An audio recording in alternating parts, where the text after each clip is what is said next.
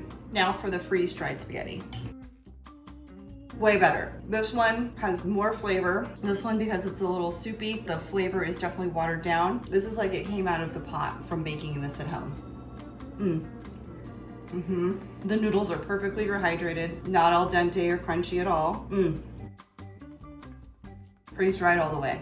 So good. Let's taste test the garlic bread. So I put garlic bread in the dehydrator and I put garlic bread in the freeze dryer. They both look pretty much the same. Let's see if they taste the same. This is the dehydrator bread. Tastes like a crouton, really good. Now for the freeze-dried bread. Both are crunchy, both taste like a crouton. The freeze-dried garlic bread definitely has an airier taste to it. I feel like this one has a little bit more flavor. The freeze-dried garlic bread is good. Both of them are really good and they taste almost identical. I would say the freeze-dried version just has a little bit more of an airy texture to it.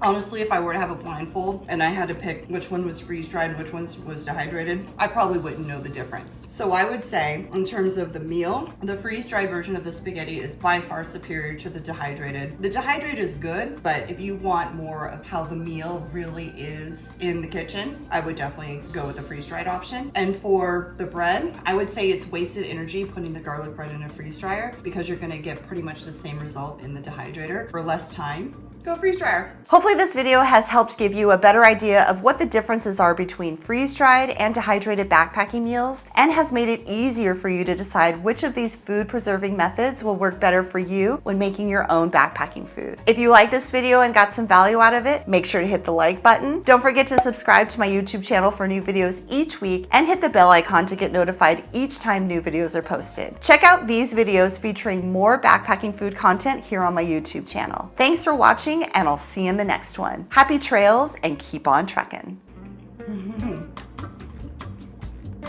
Go freeze dryer.